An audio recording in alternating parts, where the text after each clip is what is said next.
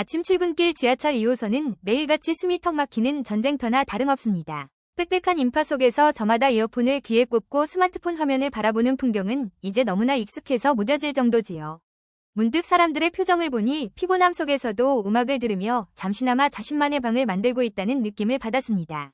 오늘 우리는 그 귀에 들리는 음악, 그리고 우리가 소비하는 모든 콘텐츠의 주인이 완전히 바뀌는 거대한 흐름에 대해 이야기해보려고 합니다.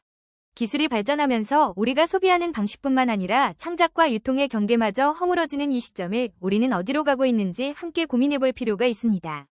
맞습니다. 지은 씨 말씀대로 꽉 막힌 도로 위에서 운전대를 잡고 있을 때 흘러나오는 음악 한 곡이 주는 위로가 참 크지요. 하지만 우리가 무심코 소비하는 이 음악 시장이 10년 뒤에는 완전히 다른 세상이 될 거라는 예측이 나오고 있습니다. 단순히 대형 기획사가 만들어준 음악을 수동적으로 듣는 것을 넘어 우리가 직접 창작에 참여하고 투자하는 시대가 머지않았습니다.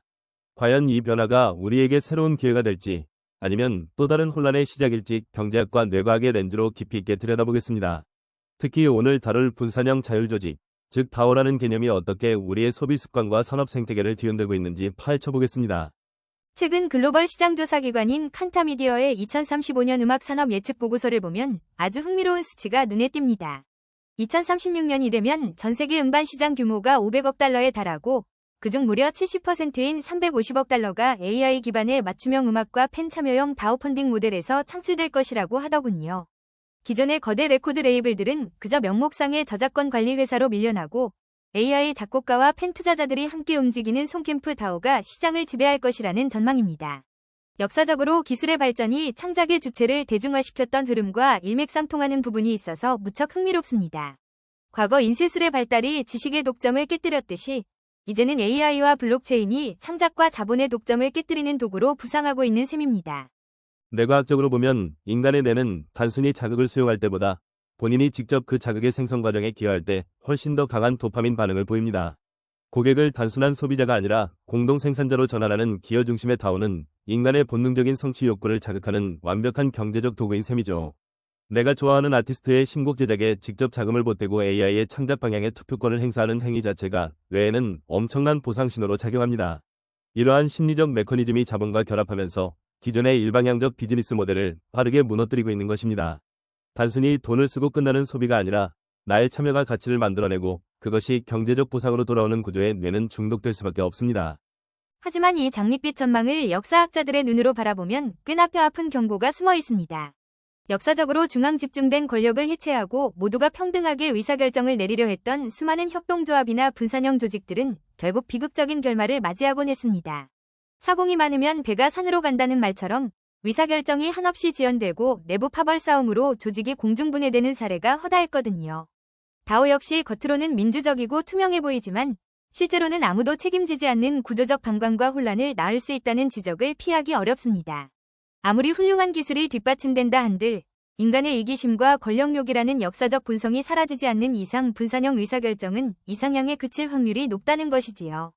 아주 날카로운 지적입니다. 실제로 심리학적 관점에서도 대중은 복잡한 거버넌스 투표나 의사결정에 매번 참여하는 것을 극도로 피곤하게 여깁니다. 인간은 본질적으로 인지적 에너지를 아끼려는 성향이 강하기 때문에 골치 아픈 투표 대신 편리하게 정제된 결과물을 제공하는 기존 레이블의 시스템을 더 선호할 수 있습니다. 게다가 다오 안에서 적극적으로 활동하는 소수에게 무임승차하려는 대다수의 방관자들이 생겨나면서 결국 소수의 독점 체제로 회귀하는 모순이 발생하기도 합니다. 기술적 유토피아에 취해 현실의 인간 심리와 자본의 냉혹한 효율성을 간과해서는 안 되는 이유가 바로 여기에 있습니다. 결국 누군가는 결정을 내려야 하고 그 결정에 책임을 지는 구조가 부재한 다오는 사상극악에 불과할 수 있다는 경고입니다. 그렇다면 우리는 이 혼란 속에서 어떤 선택을 해야 할까요? 매일 아침 만원 지하철에서 졸린 눈을 비비는 20대 직장인이나 하루하루 회사 생존을 걱정하는 40대 사장님들에게 이 이야기는 먼 나라 이야기처럼 들릴 수 있습니다. 복잡한 기술 용어는 걷어내고 본질만 보면 결국 이것은 내 지갑과 내 미래의 생존이 걸린 문제입니다. 지금 당장 이 변화의 흐름을 읽지 못하면 10년 뒤 우리의 콘텐츠나 사업은 그저 AI 시대의 텍스트 편집기처럼 아무런 부가가치를 창출하지 못하는 도구로 전락할 수 있다는 경고입니다. 단순히 남이 만들어 놓은 플랫폼 위에서 부품처럼 일하는 것에 만족할 것인가, 아니면 새로운 생태계의 규칙을 만드는 주체가 될 것인가를 선택해야 하는 기로에 서 있는 것이죠. 맞습니다. 하지만 반대로 생각하면 개인 창작자나 소규모 사업가들에게는 지금이 인생을 바꿀 거대한 기회의 문이 열리는 시점이기도 합니다. 과거에는 거대 자본이 없으면 시도조차 못했던 대형 프로젝트를 이제는 AI 공동 창작과 팬들의 자발적인 파워 펀딩을 통해 오롯이 혼자 힘으로 해낼 수 있게 되니까요. 실제로 이러한 협업 모델에 참여한 창작자들의 수익이 과거 혼자 고군분투하며 얻었던 수익보다 5배 이상 증가했다는 데이터도 존재합니다.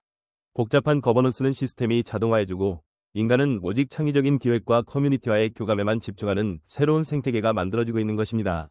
이는 단순한 도박이나 투기가 아니라 가치를 알아보는 팬들이 직접 창작자의 든든한 버팀목이 되어주는 가장 인간적인 경제 모델의 부활일지도 모릅니다. 결국 핵심은 기술 그 자체가 아니라 그 기술을 통해 사람들의 마음을 어떻게 하나로 묶고 움직이느냐에 달려 있습니다. 역사적으로도 도구의 변화에 가장 먼저 적응하고 대중의 숨겨진 심리를 읽어낸 이들이 언제나 새로운 시대의 주인이 되었습니다. 오늘 나눈 이야기들이 단순히 미래학자의 예측을 넘어 여러분의 내일을 준비하는 실질적인 이정표가 되기를 진심으로 바랍니다. 우리가 매일 듣는 음악 한 곡, 소비하는 영상 한 편 속에서 새로운 생태계의 싹을 발견하는 안목을 기르는 것이야말로 지금 우리에게 가장 필요한 지혜가 아닐까 싶습니다. 변화의 파도는 이미 치기 시작했고 우리가 그 파도에 올라탈지 아니면 휩쓸려 사라질지는 지금 이 순간의 안목에 결정될 것입니다. 10년 뒤에 뒤돌아보며 그때 시작할 걸 하고 후회하기보다 지금 작은 발걸음이라도 내딛는 용기가 필요한 때입니다. 오늘 방송의 마지막은 이 문장으로 갈무리하고 싶습니다. 지금 움직이지 않으면 10년 후 당신의 음악이나 콘텐츠 사업은 AI 시대의 텍스트 편집기와 같은 존재가 되어버릴 위험이 있습니다. 다음 시간에는 이 새로운 창작 생태계에서 개인이 구체적으로 어떻게 첫 수익을 올릴 수 있는지 그 실전 로드맵에 대해 아주 구체적으로 파헤쳐 보겠습니다.